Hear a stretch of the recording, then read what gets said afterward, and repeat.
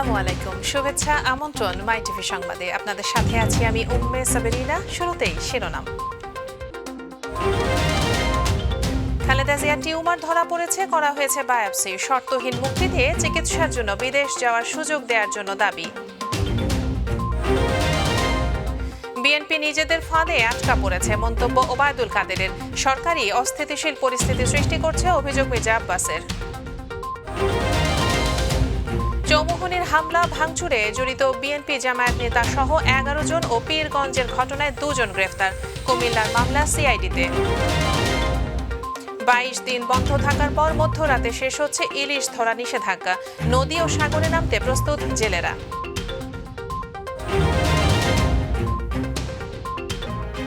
শুনছিলেন শিরোনাম। সংবাদে এছাড়াও থাকছে মাই টিভির সোমবারের বিশেষ আয়োজন দৃষ্টির আড়ালে।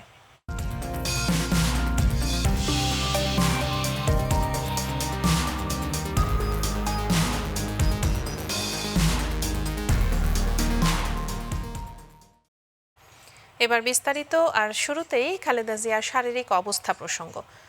টিউমার ধরা পড়েছে বেগম খালেদা জিয়ার। ইতিমধ্যেই বায়োপসিও করতে দেওয়া হয়েছে। তবে তিনি এখন সুস্থ রয়েছেন বলে দাবি করেছেন তাঁর ব্যক্তিগত চিকিৎসক অধ্যাপক ডাক্তার AZM জাহিদ হোসেন। সুচিকিৎসায় দেশে পর্যাপ্ত সুযোগ নেই জানিয়ে খালেদা জিয়াকে শর্তবিহীন মুক্তি দিয়ে বিদেশ যাওয়ার সুযোগ করে দেওয়ার জন্য দাবি জানান বিএনপি মহাসচিব মির্জা ফখরুল ইসলাম আলমগীর। তিনি বলেন, চিকিৎসার অভাবে খালেদা জিয়ার যে কোনো পরিস্থিতির দায় সরকারকেই নিতে হবে। মাহবুব সৈকতের রিপোর্ট। আর্থাইটিস, ডায়াবেটিস, দাঁত ও চোখের সমস্যা সহ নানা জটিলতায় দীর্ঘদিন ধরেই ভুগছেন খালেদা জিয়া। এর মধ্যে গত এপ্রিলে তিনি আক্রান্ত হন করোনায়। সেরে উঠলেও শারীরিক জটিলতার কারণে 27 এপ্রিল এভার কেয়ার হাসপাতালে ভর্তি করা হয়। প্রায় 2 মাস চিকিৎসা শেষে 19 জুন বাসায় ফেরেন বিএনপি চেয়ারপারসন। 2 দফায় Sheikh Russel national gastroliver institute and হাসপাতালে করোনার টিকা নিতে যান তিনি। কিছুদিন ধরে শরীরের তাপমাত্রা ওঠানামা করায় 12 অক্টোবর খালেদা জিয়াকে আবারও এভার কেয়ার হাসপাতালে ভর্তি করা হয়। 2 সপ্তাহে বিভিন্ন পরীক্ষা নিরীক্ষা করে আগের রোগের সাথে নতুন করে ধরা পড়ে ছোট্ট একটি টিউমার। ইতিমধ্যেই অস্ত্রোপচারও করা হয়েছে। খালেদা জিয়ার বর্তমান শারীরিক অবস্থা নিয়ে সংবাদ সম্মেলনে কথা বলেন বিএনপি মহাসচিব এবং তার ব্যক্তিগত চিকিৎসক। বায়োপসি পরবর্তীতে উনি সুস্থ আছেন। ওনার ছোট্ট একটা লাম্প আছে এক জায়গায়, এবং যেহেতু লাম্প আছে সেই জন্য লাম্পের জন্য ওটার নেচার অফ অরিজিন জানতে হলে তাহলে বায়োপসি করা প্রয়োজন, সেটি করা হয়েছে। বায়োপসি হয়েছে, বায়োপসির রেজাল্টের অপেক্ষা করতে হবে। আপনারা নিশ্চিত থাকুন যে আমাদের দেশেতে বেগম খালেদা জিয়া এখন একদম সুস্থ আছেন, অর্থাৎ কোনো রকম আপনার বিপদের কোনো সম্ভাবনাই নেই বলে তারা মনে করেন। অস্ত্রোপচার পরবর্তীতে খালেদা জিয়া ভালো থাকলেও তার সুচিকিৎসার পর্যাপ্ত সুযোগ দেশে নেই বলে আবারও শর্তহীন মুক্তি চাইলেন মির্জা ফখরুল ইসলাম আলমগীর।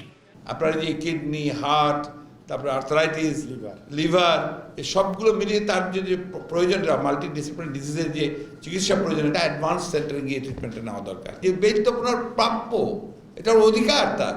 তিনি তো এখনো আপনার জেলের মধ্যে আছেন, তো স্থগিত করছে সাময়িকভাবে বলা হচ্ছে। এটা দায়িত্বটা এড়ানোর চেষ্টা করলে তো লাভ হবে না।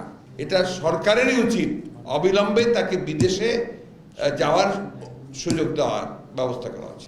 বিদেশ থেকে এসে খালেদা জিয়ার পাশে হাসপাতালে প্রয়াত কোকোর স্ত্রী শর্মিলা রহমান রয়েছেন বলে জানান অধ্যাপক ডাক্তার AZM জাহিদ হোসেন। পেরেছেন আফটার অপারেশন, উনি খোঁজ নিতে পেরেছেন। ওনার ছোট ভাই শামীম ইস্কান্দার সাহেব এবং জনাব আরাফাত রহমান কোকর, মিসেস সৈয়দা শামিলা চৌধুরীর সাথে উনি কথা বলেছেন। দুর্নীতির মামলায় দণ্ডিত হলেও সরকারি আদেশে শর্ত সাপেক্ষে সাময়িক মুক্তিতে কারাগারের বাইরে রয়েছেন বেগম খালেদা জিয়া।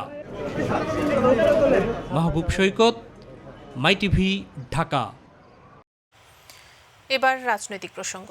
ক্ষুধা ও দারিদ্র্যমুক্ত দক্ষিণ এশিয়া গড়তে এ অঞ্চলের দেশগুলোকে ঐক্যবদ্ধভাবে কাজ করার আহ্বান জানিয়েছেন প্রধানমন্ত্রী শেখ হাসিনা। সকালে গণভবনে ঢাকায় নিযুক্ত পাকিস্তানের হাই কমিশনার ইমরান আহমেদ সিদ্দিকী তাঁর সাথে সৌজন্য সাক্ষাৎ করতে গেলে প্রধানমন্ত্রী বলেন, এ অঞ্চলের জনগণের উন্নয়নে দেশগুলোর একসাথে কাজ করা উচিত। পাকিস্তানি হাই কমিশনারের সময় বলেন, পাকিস্তান বাংলাদেশের সাথে সম্পর্ক জোরদার করতে চায়। সাক্ষাৎকালে হাই কমিশনার জাতির পিতা বঙ্গবন্ধু শেখ মুজিবুর রহমানের ওআইসি শীর্ষ সম্মেলনের সময় পাকিস্তানি হিসেবে তার প্রধানমন্ত্রী হিসেবে তার পাকিস্তান সফরের ছবি ও ভিডিও প্রধানমন্ত্রী শেখ হাসিনার কাছে হস্তান্তর করেন।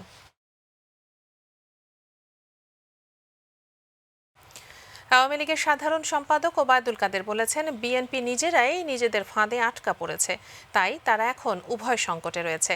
তারা না পারছে আন্দোলন জমাতে, না পারছে নির্বাচনে যেতে। তাদের রাজপথে কোনো অস্তিত্বই নেই, তাদের অস্তিত্ব শুধু ফেসবুক আর অনলাইনে। সকালে সচিবালয়ে নিজ দপ্তরে সংবাদ সম্মেলনে এসব কথা বলেন সড়ক পরিবহন ও সেতুমন্ত্রী। এ সময় তিনি আরও বলেন, বিএনপি ক্ষমতায় যেতে চায়, তবে তা ব্যালটের মাধ্যমে নয়, ভিন্ন কোনো অগণতান্ত্রিক ও চোরাগলি পথে।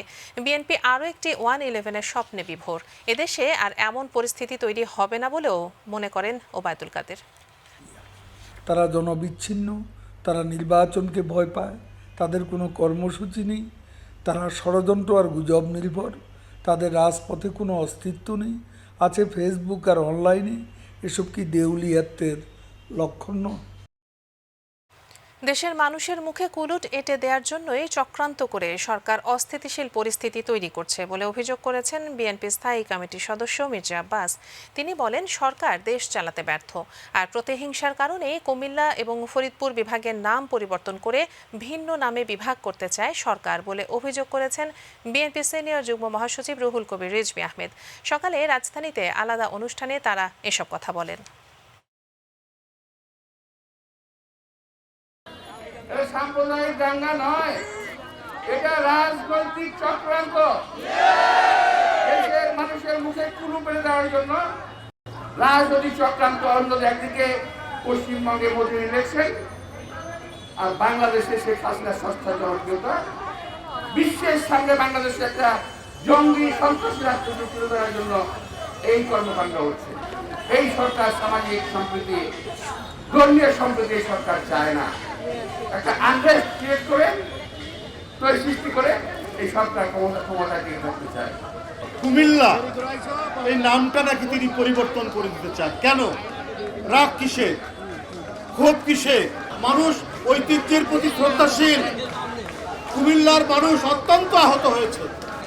আজকে মানুষকে, জনগণের মনে আহত করে তিনি নিজের প্রতিহিংসা চরিতার্থ করবেন, এটা কেউ মেনে নিতে পারে না। সাম্প্রদায়িক সহিংসতা প্রসঙ্গ। নোয়াখালীর বেগমগঞ্জে চৌমুহনীতে মন্দির, পূজা মণ্ডপ, দোকানপাট ও বাড়ি ঘরে হামলার ঘটনায় উস্কানি দেওয়ার অভিযোগে জেলা যুবদল, স্বেচ্ছাসেবক দল, জামায়াতের নেতা সহ আরও 11 জনকে গ্রেপ্তার করেছে থানা পুলিশ ও গোয়েন্দা পুলিশ ডিবি। দুপুরে সংবাদ সম্মেলনে পুলিশ সুপার শহীদুল ইসলাম এসব তথ্য জানান। তিনি বলেন, 24 ঘণ্টায় জেলার বেগমগঞ্জ সদর, চাটখিল ও সেনবাগ উপজেলার বিভিন্ন এলাকায় সাঁড়াশি অভিযান চালিয়ে 11 জনকে গ্রেপ্তার করা হয়েছে। সংবাদ সম্মেলনে গ্রেপ্তার হওয়া ব্যক্তিরাও উপস্থিত ছিলেন। পুলিশ সুপার আরও বলেন, ঘটনার মূল উস্কানিদাতাদের মধ্যে স্বেচ্ছাসেবক দলের নেতা ফয়সাল ইমামকে চিহ্নিত করা হয়েছে। কুমিল্লার ঘটনার পর তিনি তার ফেসবুক আইডি থেকে একাধিক পোস্ট করেন এবং বিভিন্ন মাধ্যমে আরেকজনের কাছে শেয়ার করেন। চৌমুহনীতে হামলা ভাঙচুর চলাকালে ফয়সাল সেখানে উপস্থিত ছিলেন। গ্রেপ্তারের পর ফয়সাল প্রাথমিক জিজ্ঞাসাবাদে ঘটনার উস্কানিদাতাদের মধ্যে কয়েকজনের তথ্য দিয়েছেন। তাদের দ্রুততম সময়ের মধ্যে গ্রেপ্তারের চেষ্টা চলছে।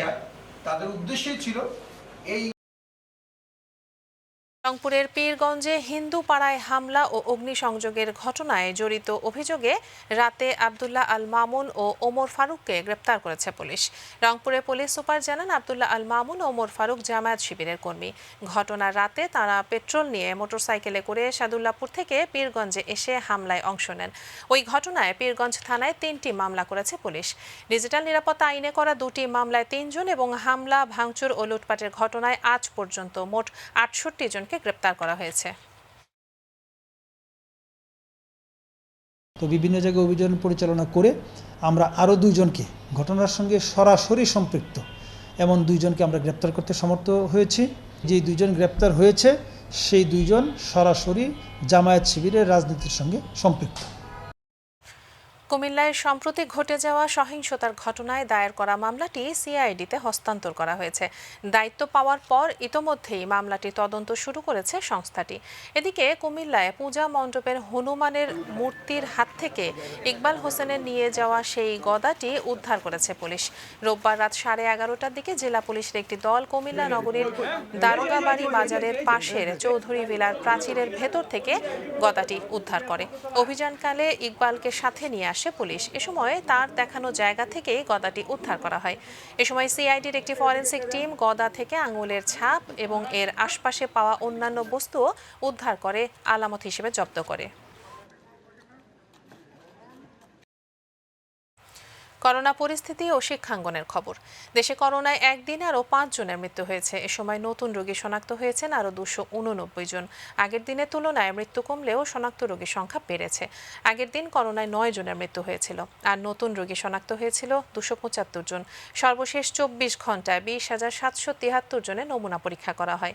পরীক্ষার বিপরীতে রোগী শনাক্তের হার দাঁড়িয়েছে 1.39%। আগের দিন এ হার ছিল 1.51%। গত 24 ঘন্টায় ঢাকা ও চট্টগ্রাম বিভাগে 2 জন করে এবং খুলনা বিভাগে 1 জনের মৃত্যু হয়েছে। অন্য বিভাগগুলোতে কোনো মৃত্যুর খবর পাওয়া যায়নি।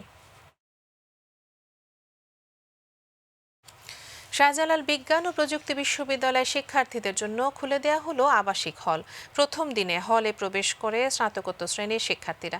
মঙ্গলবার স্নাতক 4র্থ বর্ষ, বুধবার 3য় বর্ষ, 28 অক্টোবর 2য় বর্ষের শিক্ষার্থী এবং ক্রমে অন্যান্য বর্ষের শিক্ষার্থীরা হলে উঠতে পারবেন। আগামী নভেম্বরের প্রথম সপ্তাহে পুরো দমে শুরু হবে পাঠদান কার্যক্রম।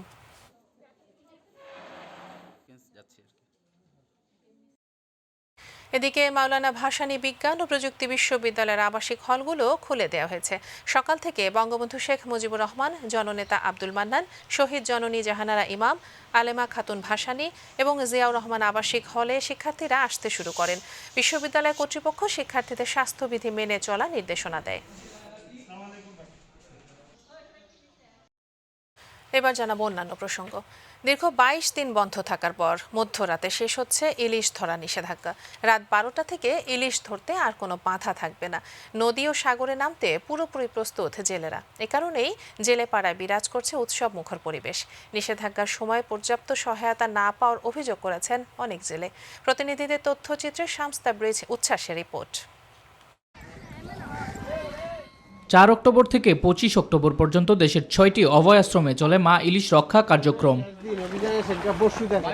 এর আওতায় ছিল চাঁদপুরের প্রায় 60 কিলোমিটার নদী এলাকা। এ নিয়ে স্থানীয় প্রশাসন, মৎস্য বিভাগ, কোস্টগার্ড ও নৌ পুলিশের তৎপরতা ছিল চোখে পড়ার মতো। মা ইলিশ রক্ষা অভিযানে 22 দিন চাঁদপুরে মোট 300 মোবাইল কোর্ট ও অভিযান পরিচালনা করা হয়। নিষেধাজ্ঞা না মেনে মাছ শিকারে প্রায় 200 শতাধিক জেলেকে কারাদণ্ড ও অর্থদণ্ড দেওয়া হয়েছে। 132টি অভিযান পরিচালিত হয়েছে, যাতে প্রায় 1,80,000 মিটার জাল জব্দ হয়েছে। এদিকে পটুয়াখালীর কুয়াকাটায় শেষ সময়ে প্রস্তুতিতে ব্যস্ত সময় পার করছেন বৃহত্তর মৎস্য বন্দর মহিপুর ও আলিপুরের ট্রলার মালিক, জেলে ও মৎস্যজীবীরা। রাত 12টার পর থেকে ইলিশ শিকারের উদ্দেশ্যে গভীর সাগরে যাত্রা করবে হাজার হাজার ট্রলার।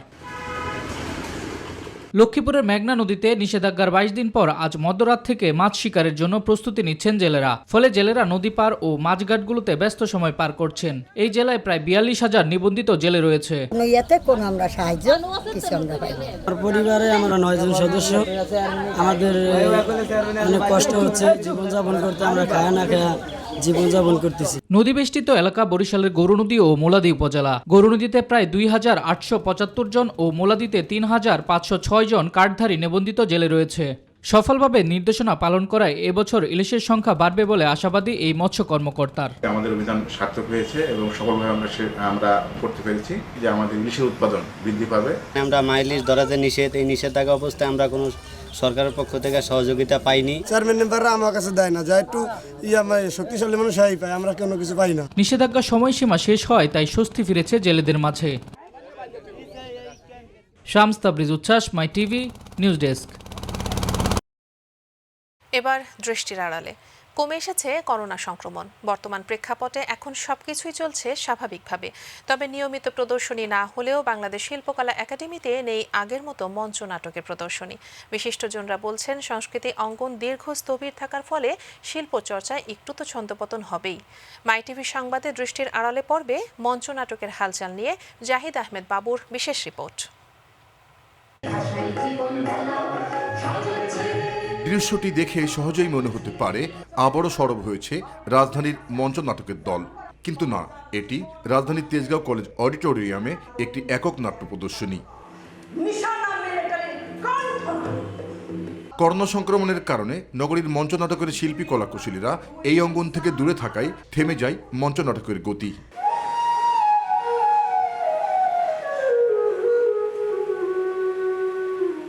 দীর্ঘদিন স্থবির থাকা বাংলাদেশ শিল্পকলা একাডেমির আঙিনা খুলে দেওয়ায় শুরু হয়েছে দর্শনার্থীদের আনাগোনা, কিন্তু নেই আগের মতো লোক সমাগম। একটা সময় ছিল সন্ধ্যা না নামতেই মঞ্চ নাটকের প্রাণকেন্দ্র শিল্পকলা একাডেমি থাকত মুখরিত, কিন্তু এখন সেই চিত্র ভিন্ন। ভালো নাটক হলে দর্শকরাও বাড়বে এরকম আর কি আশা করতেছে। দলগুলোকে আরো সক্রিয় করার জন্য গ্রুপ থিয়েটার ফেডারেশনকে একটু এগিয়ে আসা উচিত। তার পাশাপাশি সরকারি পৃষ্ঠপোষকতা দরকার। জাতীয় নাট্যশালা, চিত্রশালার মঞ্চগুলোতে নাট্যকর্মীদের কম দেখা গেলেও শিল্পকলা একাডেমির অন্যান্য অডিটোরিয়ামে শিশুদের নৃত্য প্রতিযোগিতা চলে সমানতলে। এই গত 2 বছরে প্যান্ডেমিকে এটা হতে স্থবিরতা আসছে, কিন্তু আমরা আশাবাদী যে এটি আবার আগের জায়গায় ফিরে যাবে। কারণ আসলে মঞ্চ নাটক বলেন, শিশুদের সাংস্কৃতিক বলেন, এগুলো বাদ দিয়ে কিন্তু আমাদের দেশ এগোবে না, আমাদের সংস্কৃতি এগোবে না। অন্যান্য যে আমাদের ক্ষেত্র আছে নাটকের, মানে থিয়েটার, তারপরে বিভিন্ন অঙ্গন আছে, হ্যাঁ, সেই অঙ্গনগুলো আস্তে আস্তে আমাদের যেহেতু করোনার সময়টা এখন একটু স্বাভাবিক হয়ে এসেছে, আমরা জীবনযাত্রায় আবার ফিরে এসেছি আগের মতো, তো সেই জায়গায় আবার সচল হয়ে ওঠা উচিত। মঞ্চনাট্য শিল্পীরা বলছেন, শিল্পের সাথে আপোষ করেই থিয়েটার করা, তাই তো দীর্ঘ বিরতির পর স্বল্প পরিসরে হলেও শো করতে পেরে খুশি। থিয়েটারে যারা নাটক করতে চায় তারা তো আসলে জীবনযাত্রাটা মানে নাটক করে আহামরি কোনো কিছুই পায় না। এটা মানে একটা কথা বলাই হয়ে থাকে যে নিজের খেয়ে বনের মুষ তাড়ানোর মতো একটা ব্যাপার আর কি। আমাদের এই রাষ্ট্রকে যদি আমরা অসাম্প্রদায়িক, মুক্তিযুদ্ধের চেতনা, মানবিক মূল্যবোধ সম্পন্ন সত্যিকারের মানুষ করে গড়ে তুলতে চাই, তাহলে সংস্কৃতি মনস্ক করে গড়ে তোলার কোনো বিকল্প নেই। নিয়মিত মঞ্চ নাটক প্রদর্শনে সময় লাগবে আরও কিছুদিন, বললেন সম্মিলিত সাংস্কৃতিক জোটের সভাপতি গোলাম কুদ্দুস।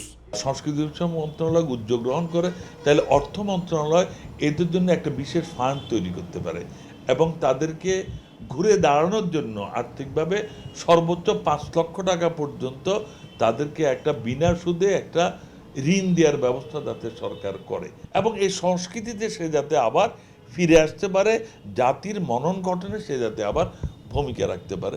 আপনি তো হাজার হাজার কোটি টাকা কত ক্ষেত্রেই আপনি দিচ্ছেন, তাহলে এক্ষেত্রে 20 কোটি 40 কোটি টাকা যদি আপনি একটা ফান্ড তৈরি করেন, এটা কি রাষ্ট্রের জন্য খুব বড় কিছু? জাহিদ আহমেদ বাবু, মাই টিভি, ঢাকা। সিরাজগঞ্জের শাহজাদপুরে রবীন্দ্র বিশ্ববিদ্যালয়ে 14 শিক্ষার্থীর চুল কেটে দেওয়ার প্রমাণ পেয়েছে তদন্ত কমিটি।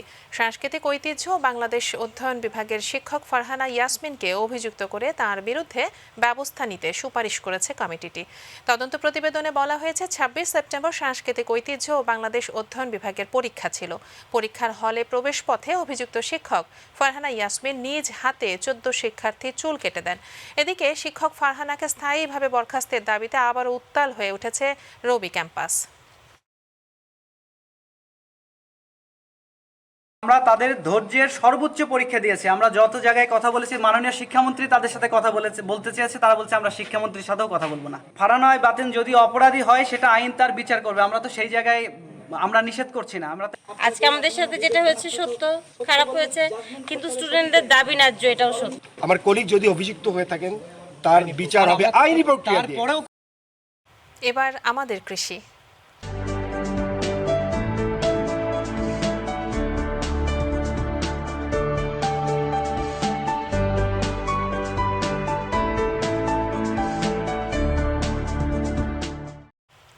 গাইবান্ধার গোবিন্দগঞ্জ উপজেলার বিস্তীর্ণ রোপা আমন ধান খেতে ক্ষতিকর পোকার আক্রমণ দেখা দিয়েছে। পাতা মোড়ানো এই পোকার আক্রমণ ঠেকাতে গিয়ে হিমশিম খাচ্ছেন কৃষকরা। কোনো ঔষধ ও কীটনাশক ব্যবহার করেও কাজ হচ্ছে না। এদিকে জেলা কৃষি বিভাগ বলছে, পোকার আক্রমণ থেকে ফসল রক্ষাসহ মাঠ পর্যায়ে পরামর্শ দেওয়া হচ্ছে। প্রতিনিধি মশিউর রহমান বাবুর রিপোর্ট, জানাচ্ছেন শামস তাবরিজ উচ্ছ্বাস। গাইবান্ধার গোবিন্দগঞ্জ উপজেলায় রূপা আমন ধানে পাতা মোড়ানো, মাজরা পোকা ও পচানি রোগ দেখা দিয়েছে। পোকার আক্রমণে দিন দিন পাতা শুকিয়ে যাচ্ছে। এতে ধানের ফলন নিয়ে দুশ্চিন্তায় কৃষকরা।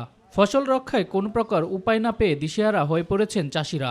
এই পোকাটা যে কি পোকা এটা আমরা নিজেরাও ভাবতেও পারছি না, বুঝতেও পারতেছি না। জমি আমাদের শেষ হয়ে গেল, এখন জমিতে আসলে পারে চোখ দিয়ে পানি বাড়ায়, আমরা এখন দিশেহারা হয়ে গেছি। স্থানীয় কৃষকরা জানান, পোকার হাত থেকে ফসল রক্ষায় বাজারে পাওয়া কীটনাশক জমিতে ছিটিয়েও কোনো কাজ হচ্ছে না। প্রতিটা জমি থেকে আমরা বিঘায় 20 থেকে 25 মণ ধান পাওয়ার আশা আসলো, সে জমিতে এখন মনে করেন যে 2 থেকে 3 মণ ধানও পাওয়ার আশাযুক্ত নই। একটা যে বিএস আমাদের যে আসে পরামর্শ দেওয়া, কেউ কখনো আমাদের দেয়নি। উপজেলা কৃষি কর্মকর্তারা বলছেন, এবার বৃষ্টি কম হওয়ার কারণেই এই পোকার আক্রমণ বেশি। তবে কৃষকদের বিভিন্ন রকম পরামর্শ দেওয়া হচ্ছে। উপজেলা কৃষি অফিস গোবিন্দগঞ্জ মাঠ পর্যায়ে কৃষকের পাশে আছে এবং এই প্রেসক্রিপশনগুলো তৈরি করে আমরা কৃষকের মাঝে বিলি করছি। এছাড়াও আমরা কৃষক পর্যায়ে ভ্রাম্যমাণ কৃষি সেবা দিয়ে যাচ্ছি এবং কৃষকদেরকে প্রয়োজনীয় প্রতিকারের জন্য বলে যাচ্ছি। এবছর গোবিন্দগঞ্জ উপজেলায় মোট 32,360 হেক্টর জমিতে রূপা আমন ধানের চাষ হয়েছে। শামস তাবরিজ উচ্ছ্বাস, মাই টিভি নিউজ ডেস্ক। দেশের স্বাধীনতার জন্য সকল ধর্মের মানুষ যেভাবে একত্রিত হয়ে মুক্তিযুদ্ধে অংশ নিয়েছিল, ঠিক একইভাবে সাম্প্রদায়িক সম্প্রীতি বিনষ্টকারীদের প্রতিহত করার আহ্বান জানিয়েছেন হিন্দু, মুসলিম, বৌদ্ধ, খ্রিস্টান ধর্মাবলম্বীরা। রাজধানী মেরুল বাড্ডার একটি হোটেলে বাড্ডা থানা আয়োজিত সম্প্রীতি সমাবেশে মসজিদ, মাদ্রাসা, মন্দির, গির্জার ধর্মীয় নেতারা এসব কথা বলেন।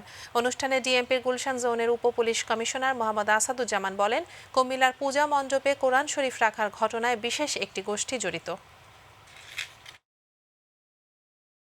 একটি গোষ্ঠী আছে এই দেশে চায়, তারা এই বাংলাদেশের যে উন্নতি বলেন বা আমরা এই যে একটা আমাদের যে হিন্দু, মুসলিম, বৌদ্ধ, খ্রিস্টান সবই মিলে আমরা যে একটা বাংলাদেশ, আমার নোয়াখালী বা আমার বিভিন্ন জায়গায় যে বাসা বাড়ি, এইসব ঘটনা এগুলো কারা ঘটাচ্ছে?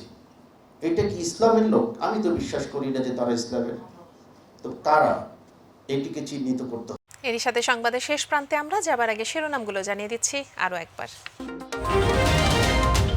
খালেদা জিয়ার টিউমার ধরা পড়েছে, করা হয়েছে বায়োপসি। শর্তহীন মুক্তি দিয়ে চিকিৎসার জন্য বিদেশ যাওয়ার সুযোগ দেওয়ার জন্য দাবি।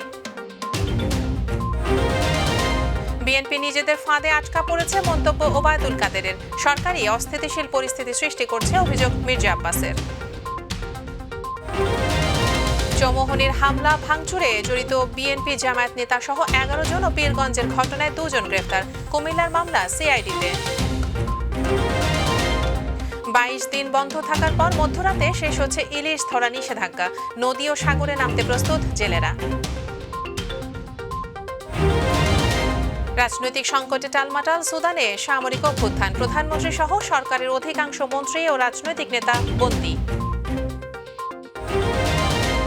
দ্বিপক্ষীয় ওয়ানডে সিরিজে শ্রীলঙ্কা অনূর্ধ্ব 19 দলের কাছে হোয়াইট ওয়াশ হয়েছে বাংলাদেশের যুবারা।